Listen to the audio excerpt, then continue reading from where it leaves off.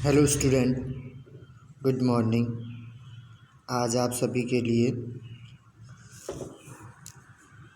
हमारी सामाजिक विषय की नागरिक शास्त्र के नाम से जो जानी जाने वाली बुक थी, जिसे आजकल हम हमारा सामाजिक जीवन करके पढ़ते हैं।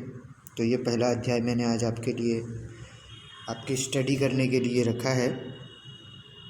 तो ये हमारी शिक्षकों के लिए बात लिखी है और बहुत अच्छी बात है। ये पहले मैं पढ़ चुका हूँ एक बार। तो यहाँ पर वैसे इसमें जो बातें हैं उसको समझते हैं। ये जो पाठ है समानता, इस पाठ में सब कुछ बहुत सरल है और बहुत सामान्य बातें हैं। तो हम सभी को इसका अध्ययन करना है।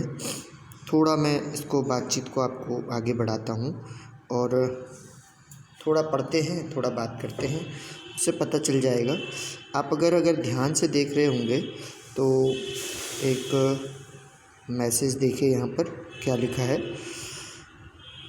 इस मैसेज को देखें तो इसमें लिखा है,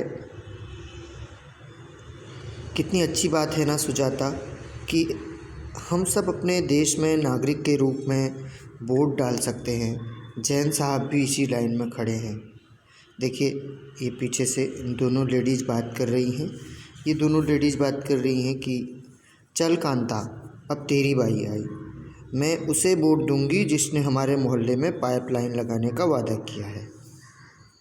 तो हम जब बड़े हो जाते हैं तो हम सभी को वोट डालना होता है और हम सभी लोगों को वोट डालने में लोकतंत्र हमारे देश का एक महत्वपूर्ण एक शासन पद्धति है।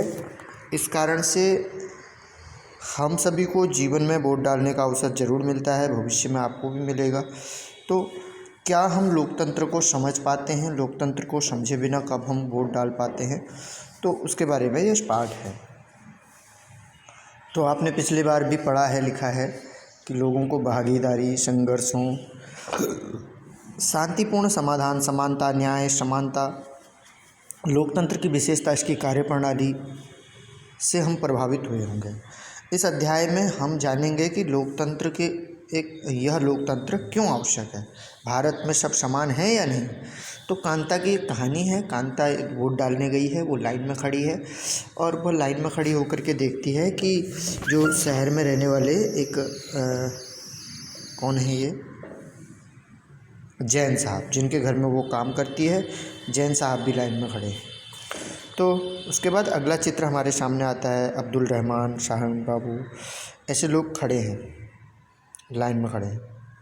अच्छा, बाद में आना कांता जी, नमस्ते साहब, कुछ देर बाद का चित्र है। जी साहब नमस्ते। अब कांता की क्या स्थिति है, वो घर में कहानी से, बहुत अच्छी किताब है ये, घर में कहानी समझा रहा है, घर की कहानी समझा रहा है कि गुड़िया बीमार पड़ी है। कांता कह रही है गुड़िया बीमार पड़ी है, उसे अस्पताल लेकर जाना है। इससे पहले साहब के घर का काम कराऊं, उससे कुछ उधार पैसे ले आऊं। ये कांता की कहानी है। अब कांता घर पहुंच गई है। ये ले, पी ले, बहुत कुछ अच्छा लगेगा तुझे। जब मैं शाम को आऊँगी तो अस्पताल चलेंगे, ठीक है? तो बेटी ने कहा होगा ठीक है। फिर उसके बाद फिर यह, जब गुड़िया बार बार बीमार नहीं पड़ेगी तो क्या होगा? इस बस्ती में कभी साफ़ सफाई नहीं रहती। तो देखो लोग कैसे बैठे पड़े हैं, साफ़ सफाई नहीं है और इसकी बेटी, कांताबाई की बेटी बीमार पड़ती है।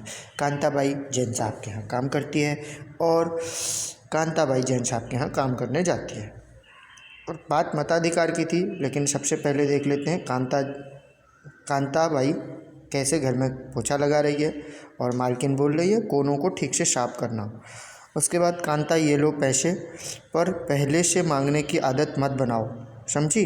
जी मैडम जी, नहीं बनाऊंगी। अब इस कहानी को थोड़ा समझते हैं, मताधिकार से जोड़ते हैं। कहानी का प्रारंभ कांता के वोट देने की लाइन में खड़े होने से होता है। और पुनः विभिन्न लोगों को देखो जो लाइन में खड़े हैं। कांता अपने मालिक अशोक जैन को पहचान लेती है और छोटे लाल को भी पहचान लेती है। भारत जैसे लोकतंत्री देश में वयस्कों को मताधिकार है, वयस्कों को मत देने का अधिकार है, अर्थात वयस्क मताधिकार इसे कहते हैं। और वयस्क जो होते हैं 18 साल से अधिक की उम्र हो जाती है जिनकी, उनको वयस्क कहते हैं। चाहे वो कोई भी धर्म के हों, चाहे किसी जाति के हों, चाहे उन्होंने पढ़ाई की हो चाहे ना पढ़ाई की हो, वे चाहे किसी अमीर हों चाहे गरीब हों, सबको एक समान रूप से, इसे आप पिछली पुस्तक में पढ़ चुके हैं और इसे सार्वभौमिक वयस्क मताधिकार कहा जाता है। सार्वभौमिक वयस्क मताधिकार यह सभी लोकतंत्रों में आवश्यक है। सार्वभौमिक वयस्क मताधिकार का विचार है कि समानता के विचार पर आधारित है यह, क्योंकि यह घोषित करता है कि देश में वयस्क पुरुष स्त्री चाहे आर्थिक स्तर जाति कुछ भी क्यों न हो, एक वोट का हकदार है। कांता वोट देने के लिए बहुत उत्सुक थी। यह देखकर वो बहुत खुश थी और कि वह सबके बराबर है, क्योंकि उसके पास भी वोट देने का अधिकार है। परंतु जैसे जैसे दिन, सुबह सुबह वो लाइन में लग गई थी, तो इसकी कहानी थी। अब जैसे जैसे दिन बीतता है, कांता का मन समानता के वास्तविक अर्थ के बारे में शंका होने लगती है। सुबह सुबह कांता मन में सोच रही है कि क्या, कि उसे मत देने का अधिकार है और सभी समान है। लेकिन जैसे जैसे दिन बीतता है, कांता के मन में से समानता का वास्तविक अर्थ समाप्त हो जाता है। क्या बात है जिसे कांता के मन में शंका हो जाती है? आओ उसकी दिनचर्या देखें। वह एक झोपड़पट्टी में रहती है, उसके घर के पीछे एक नाला है, उसकी बेटी बीमार है। वह अपने काम से एक दिन की भी छुट्टी नहीं लेती, क्योंकि उसे मालिक से बच्ची को डॉक्टर के पास ले जाने के लिए पैसे भी उधार लेने हैं।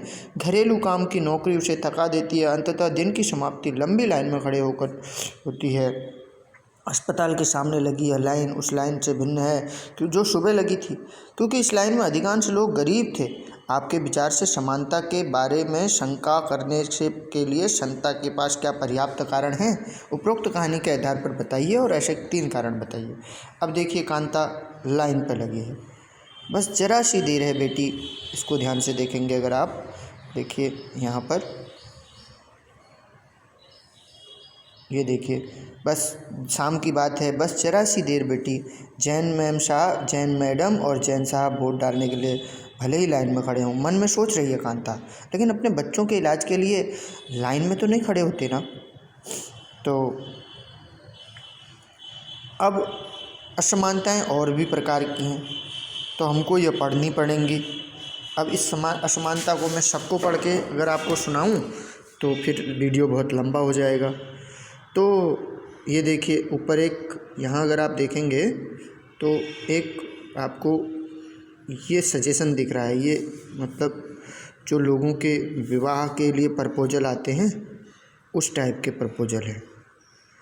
तो यहाँ पर देखिए लिखा है, ऊपर दिए गए वैवाहिक विज्ञापनों में जाति की सूचना देने पर अनुसार गोला बनाइए। तो अब किस प्रकार की असमानताएं हमारे भारत में फैली हुई हैं, उन असमानताओं के बारे में लोग बात करते हैं। स्कूल के दलित बच्चे की कहानी है, ओम प्रकाश वाल्मीकि जिसका नाम है। इसको आप बहुत अच्छी तरह से पढ़ेंगे। ये ओम प्रकाश वाल्मीकि एक बच्चे थे, एक अच्छे लेखक थे, और इन्होंने अपने जीवन में किस तरह से अपने असमानता का विपरीत स्वरूप है भेदभाव। तो इनके साथ भेदभाव हुआ, और जब भेदभाव हुआ तो असमानता का व्यवहार हुआ, तो क्या हुआ, इस घटना को आप पढ़ेंगे। और हम पढ़ते हैं मानव गरिमा। तो अब तक आप समझ गए होंगे कि कुछ लोगों के साथ असमानता का व्यवहार होता है, ठीक है, जैसा कांताबाई के साथ हुआ और ओम प्रकाश वाल्मीकि के साथ हुआ। ओम प्रकाश वाल्मीकि को खुद आपको पढ़ना है। ओम का जन्म किस जाति में हुआ, किस धर्म में हुआ, लिंग में हुआ, किस लिंग में है, महिला हैं कि पुरुष में है, पुरुष हैं, तो किस तरह से हैं, वो उच्च वर्ग के हैं कि निम्न वर्ग के हैं। ओम प्रकाश वाल्मीकि एक अंसारी परिवार की कहानी भी इसमें है, उसको भी आपको पढ़ना है। असमानता का व्यवहार जातिगत और धर्मगत कारणों से हुआ। जब लोगों के साथ असमानता का व्यवहार होता है तो उनके सम्मान में ठेस पहुंचती है। ओम प्रकाश वाल्मीकि अंसारी दंपति कांताबाई के साथ जो व्यवहार हुआ, उससे उनकी गरिमा को ठेस पहुंची।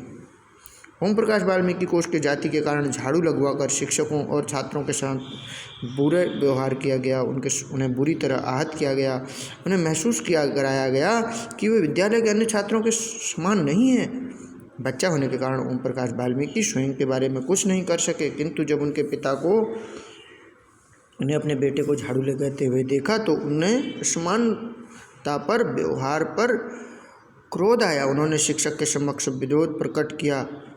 अंसारी दंपति का मकान किराया न देने पर भी ऐसा ही कुछ हुआ। तो भारतीय लोकतंत्र में असमानता, देखिए एक फिल्म का दृश्य भी है। क्या आपको आपके जीवन में कोई घटना ऐसी याद है जिससे आपकी गरिमा को ठेस पहुंची हो? उसमें आपको कैसा लगा? देखिए, एक चित्र है जिसमें एक बच्चा बूट पॉलिश कर रहा है। 1975 की दीवार में फिल्म में जूते पॉलिश करने वाला लड़का फेंक कर दिए पैसे नहीं उठाता है। वह मानता है कि उसके काम की गरिमा है और उसका भुगतान आदर के साथ किया जाना चाहिए। इस फिल्म में यह फिर बाद में अमिताभ बच्चन होता है, तो बहुत अच्छा कहानी है इसकी भी। तो भारतीय लोकतंत्र में समानता क्या है, असमानता क्या है और समानता क्या है? भारतीय संविधान में व्यक्तियों को समानता का अधिकार प्राप्त है। अनुच्छेद 14 में व्यक्तियों को भारत का संविधान में सबसे पहले समानता का अधिकार प्राप्त है। भारत के अनुच्छेद 14 में, संविधान के अनुच्छेद 14 में भारत के लोगों को समानता का अधिकार प्राप्त है और यह समानता का अधिकार हमें समान रूप से व्यवहार करने का। अनुच्छेद 15 हमको ये कहता है कि हम किसी भी जाति, धर्म, लिंग से किसी के साथ असमानता का व्यवहार नहीं किया जाएगा। इस तरह से बहुत सारे चीज़ें हैं। तो भारतीय संविधान में भारत का संविधान, क्योंकि सबसे पहले समानता की बात आती है तो वो संविधान से आती है। वैसे इसके लिए डॉक्टर अंबेडकर ने बहुत प्रयास किया, डॉक्टर भीमराव अंबेडकर। इसका अर्थ है कि देश के व्यक्ति, चाहे कोई पुरुष हों, चाहे स्त्री हों, किसी भी जाति के हों, धर्म के हों, किसी भी शैक्षिक पृष्ठभूमि के हों, अर्थात पढ़े लिखे हों या अनपढ़ हों, वे समान माने जाएंगे। हमारे देश का संविधान ये कहता है। इसके बाद हम यह भी नहीं कह सकते कि असमानता खत्म हो गई है, तो यह क्यों नहीं खत्म हुई, लेकिन फिर भी कम से कम भारतीय संविधान में सब व्यक्तियों को समानता का अधिकार प्राप्त की है। अर्थात भारत के संविधान ने तो सबको समानता का अधिकार दिया है। जहाँ पहले भेदभाव, दुर्व्यवहार की भावना लोगों के अंदर थी, उसकी रक्षा के लिए कोई कानून नहीं था।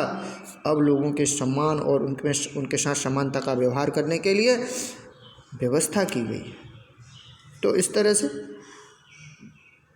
किस तरह से समानता का व्यवहार हो, सरकार उसके लिए क्या करे, एक उसका उदाहरण दिया है। तो सरकार ऐसे कानून भी बनाती है। भुखमरी समाप्त करने के लिए सरकार ने कानून बनाया। सरकार ने एक और कानून बनाया। क्या सरकार ने कानून बनाया? देखिए, उत्तराखंड की एक शासकीय शाला में बच्चों को मध्याह्न भोजन परोसा जा रहा है। तो समानता कैसे शुरू हुई? जब हमने मध्याह्न भोजन योजना शुरू की। अब यह मध्याह्न भोजन योजना क्या है? मध्याह्न भोजन योजना यह है, जो गरीब बच्चे हैं, जो स्कूल, सरकारी स्कूल हैं, उस स्कूलों में पढ़ने वाले सभी बच्चों को, उन सभी बच्चों को मध्याह्न भोजन दिया जाएगा। तो कैसे दिया जाएगा? इस दिशा में सरकार ने एक कदम उठाया, मध्याह्न भोजन योजना। इस कार्यक्रम के अंतर्गत सभी सरकारी प्राथमिक स्कूलों में, अब तो माध्यमिक स्कूलों में भी मिलता है, तो स्कूलों में दोपहर के भोजन को स्कूल द्वारा दिया जाता है। यह योजना भारत में सर्वप्रथम तमिलनाडु राज्य में प्रारंभ की गई। 2001 में उच्चतम न्यायालय ने सभी सरकारों ने इसे अपने स्कूलों में 6 माह के अंदर प्रारंभ करने के लिए कहा। उदाहरण के लिए, दोपहर का भोजन मिलने से गरीब बच्चों ने अधिक संख्या में स्कूल में प्रवेश लेना अधिक शुरू कर दिया, नियमित रूप से स्कूल जाना शुरू कर दिया। शिक्षक बताते थे, पहले बच्चे खाना खाने घर जाते थे, बाद में स्कूल वापस नहीं आते थे, परंतु अब वो स्कूल में ही खाना मिल जाता है और उनकी स्थिति में सुधार हो रहा है। माताएं जो पहले अपना काम छोड़कर घर में बच्चों को पहले खाना खिलाने आती थी, अब उनको भी ऐसा नहीं करना पड़ता है। इस प्रकार जातिगत पूर्वाग्रहों को कम करने में भी सहायता मिली है कि मैं इसके साथ नहीं बैठ के खाऊंगा, मैं बड़े घर से हूँ, मैं छोटे घर से हूँ। इस तरह से भावनाएं भी समाप्त हो गई। सभी बच्चों को एक ही ड्रेस में रहना है, सभी बच्चे एक से समान व्यवहार करते हैं और सभी एक साथ रहते हैं। तो यह भावनाएं पहले बहुत हुआ करती थी बच्चों, आजकल नहीं है। और अब बहुत अच्छी बात है कि हमारा समाज बहुत अच्छे अग्रसर हो रहा है और यह भावनाएं शहरों में, नगरों में, ग्रामीण क्षेत्रों में सभी के अंदर से समाप्त होती जा रही हैं और यह होनी भी चाहिए। तो पहले ऐसा हुआ करता था, इसलिए आपको इससे परिचित कराया जा रहा है। लेकिन ऐसा ना हो कि हम इस पाठ को पढ़ने के बाद ऐसे भावों को, ऐसे पूर्वाग्रहों को पालने लगें। तो कोई भी बड़ा नहीं है, कोई भी छोटा नहीं है, सभी समान हैं, ऐसा संविधान भी कहता है और मानव सभ्यता भी यही कहती है, हमारी संस्कृति भी यही कहती है। तो मध्याह्न भोजन कार्यक्रम निर्धन विद्यार्थियों की भूख मिटाने में सहायता करता है जो प्रायः खाली पेट स्कूल आते हैं। तो मध्याह्न भोजन योजना का मुख्य उद्देश्य तो भूखे को भोजन कराना है, क्योंकि भूख कभी भी गरीब और अमीर नहीं देखती, भूख कभी भी किसी को बड़ा और छोटा नहीं देखती, भूख किसी की जाति धर्म लिंग कुछ नहीं देखती। तो इस तरह से सभी के लिए भोजन की व्यवस्था सरकार ने की, यह समानता के अधिकार के कारण से दी। और यद्यपि शासकीय कार्यक्रम अवसरों की समानता बढ़ाने में महत्वपूर्ण भूमिका निभाते हैं, कभी कभी बहुत कुछ करने की आवश्यकता, अभी कुछ करना है। मध्याह्न कार्यक्रम भोजन कार्यक्रम में निर्धन बच्चों का स्कूलों में प्रवेश और उनकी उपस्थिति तो बढ़ी है, लेकिन फिर भी वे देश के अमीर बच्चों की तरह, फिर भी देश के वे स्कूल जहां अमीरों के बच्चे जाते हैं उन स्कूलों से बहुत है। अब अगर आपको देखना हो तो अभी एक नई फिल्म आई है, अमीर बच्चे और गरीब बच्चे के ऊपर फ़र्क करने के लिए एक इंग्लिश मीडियम फिल्म आई है, तो उसको देखिएगा। हो सके तो हिंदी मीडियम है वो, आई थिंक इंग्लिश मीडियम नहीं है, हिंदी मीडियम है। जो अभिनेता इरफान खान की परसों मृत्यु हो गई, उन्होंने बनाई है। तो अमीर और गरीब के बीच फ़र्क देखने के लिए भी बहुत ऐसी चीज़ें हमें देखनी चाहिए। तो गरीबों के और अमीरों के बच्चे अलग अलग स्कूलों में आजकल पढ़ते हैं। जो बहुत अमीर है बहुत अमीर अच्छे स्कूल में पढ़ता है। आज भी कई स्कूल हैं जिनमें ओम प्रकाश वाल्मीकि जैसे दलित बच्चों के साथ भेदभाव भी किया जाता है। होता होगा, अभी मुझे नहीं लगता कि होता होगा, लेकिन फिर भी हम इसे नकार नहीं सकते, क्योंकि अभी भी लोगों के अंदर से यह भाव नहीं निकला है, लेकिन ये निकालना है। आने वाली पीढ़ियों में ऐसी भावना न रहे, इसका भाव ध्यान हमें रखना है। और यह पाठ मैंने आपको घर में देने इसलिए दिया है क्योंकि आप इसमें घर में चिंतन करें, मनन करें। इसको एक बार नहीं 2 बार पढ़ सकते हैं, क्योंकि कोई कठिन विषय नहीं है, इसको समझना बहुत ज़रूरी है। और जब हम इसको समझते हैं तब हम अच्छे नागरिक बनते हैं, क्योंकि हम भविष्य के अच्छे नागरिक हैं। जहाँ सम्मान की रक्षा नहीं हो पाती है, ऐसा इसलिए होता है, इस कारण से यह परिस्थिति होती है। और क्योंकि कानून बन जाने के बाद सभी को समान माना जाना चाहिए, माना जाता है। और इसका मुख्य कारण है दृष्टिकोण में बहुत धीरे धीरे परिवर्तन आता है। यद्यपि लोग जानते हैं कि भेदभाव व्यवहार कानून के विरुद्ध है, भेदभाव कानून के विरुद्ध है, सब जानते हैं। स्त्री पुरुष का भेदभाव तो आप देखते ही हैं। महिलाओं को घर में काम करना होता है। कक्षा 6 की आप कक्षा 6 के पाठ के पहले पाठ को अगर आप पढ़ेंगे तो उसमें आपको पता चलेगा कि महिला पुरुष में कैसी असमानता मानी जाती है। तो उसमें आपने पहले पाठ में ही आपको एक पढ़ाया गया होगा कि आपकी क्लास में कितनी ऐसी सहेलियां हैं जो आपके जैसी दिखती हैं। तो आपने उसको अगर ध्यान से पढ़ा होगा तो आपके ध्यान में आ रहा होगा। तो प्रश्न ये कहता था कि आपसे ये भी पूछ सकता था कि आपके कितने ऐसे दोस्त हैं जो आपके जैसे दिखते हैं, लेकिन नहीं, उन्होंने महिलाओं की बात की। महिला की तरह किताब को ऐसा संबोधित किया जैसे किताब महिलाओं के लिए छपी हो। तो जैसे आज तक किताबें पुरुषों के नाम से छपती आई, पुरुषों को संबोधित करते हुए छापी गई। राम को मान करके, सामने राम बैठा है ऐसा मान करके नहीं छापनी है किताब ऐसे छापनी है कि सामने संध्या बैठी है, सामने आस्था बैठी है, सामने अर्चना बैठी है, ऐसा सोच करके हमें यह पाठ बनाना होता है।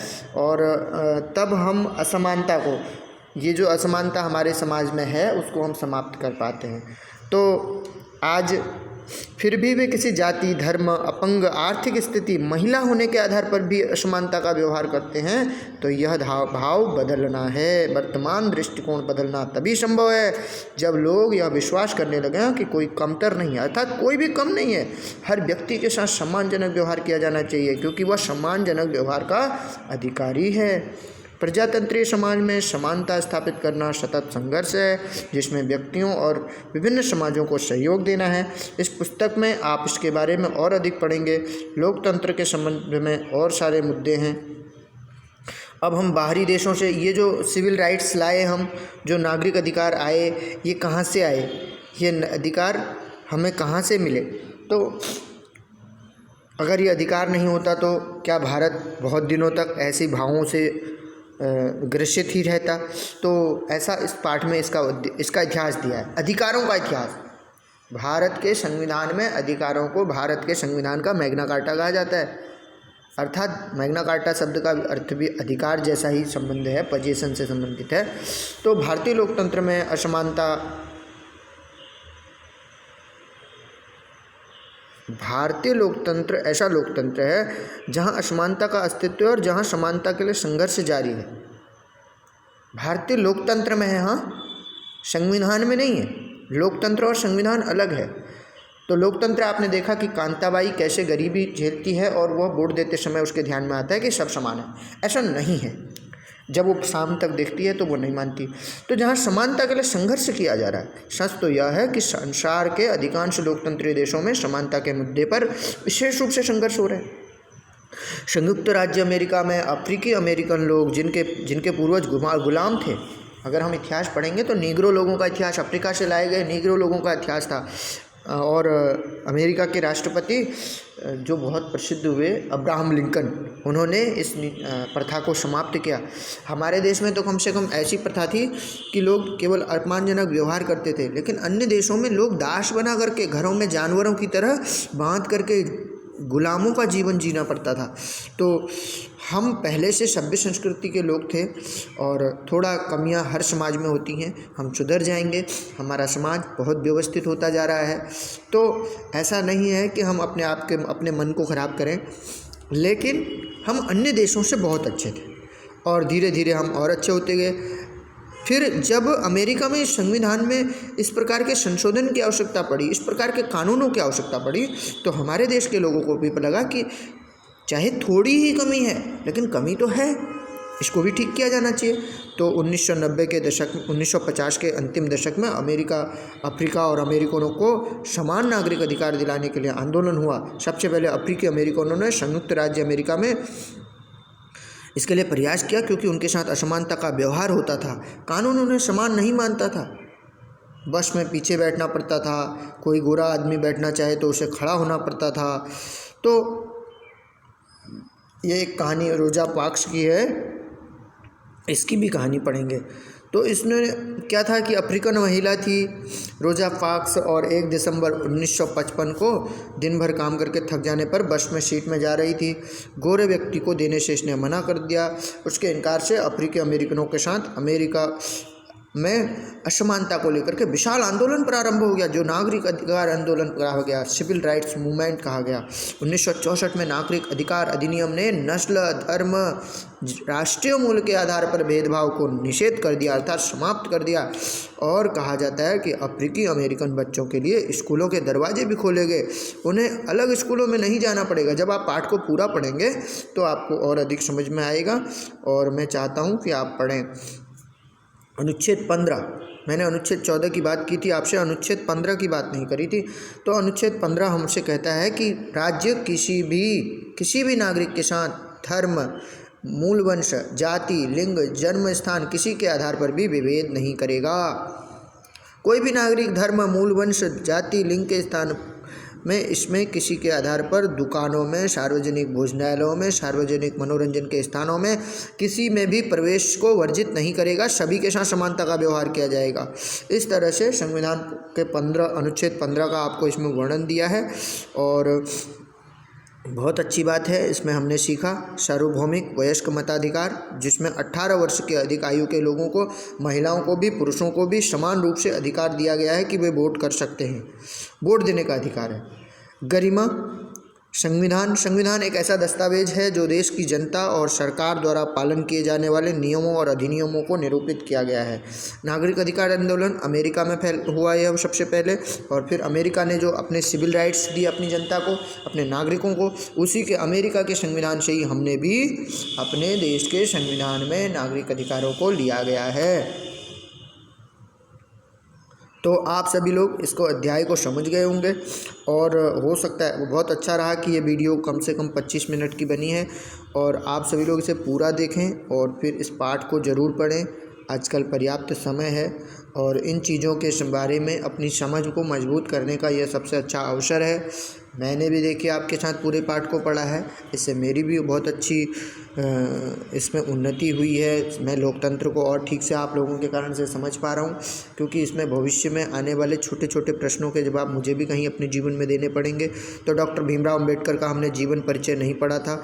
डॉक्टर भीमराव अम्बेडकर का एक कहानी है, इसको पढ़ के हम अपने पाठ को समाप्त करेंगे। अपने आत्मसम्मान को दांव पर लगाकर जीवित रहना अशोभनीय है। अपने आत्मसम्मान को दांव पर लगाकर जीवित रहना अशोभनीय है। आत्मसम्मान जीवन का सबसे जरूरी हिस्सा है, इसके बिना व्यक्ति नगण्य है। आत्मसम्मान के बिना जीवन बिताने के लिए व्यक्तियों को कठिनाइयों पर विजय प्राप्त करनी होगी। केवल कठिन निरंतर संघर्ष से व्यक्ति बल, विश्वास और मान्यता प्राप्त कर सकता है। मनुष्य नाशवान है, हर व्यक्ति को किसी न किसी दिन मरना है, परंतु व्यक्ति को संकल्प लेना चाहिए कि वह अपने जीवन का बलिदान आत्मसम्मान के उच्च आदर्शों को विकसित करने और मानव जीवन को बेहतर बनाने में करेगा। किसी साहसी व्यक्ति के लिए आत्मसम्मान रहित जीवन जीने से अधिक अशोभनीय कुछ भी नहीं है। डॉक्टर भीमराव अंबेडकर के बारे में आप सभी लोगों ने पढ़ा है, अगर नहीं पढ़ा है तो आप ज़रूर पढ़ें। आपको नमस्ते। आप इस पाठ को पढ़ करके कुछ नोट्स बना लेंगे और कुछ भी नहीं करना है, अपनी पाठ पर अपनी समझ बढ़ानी है।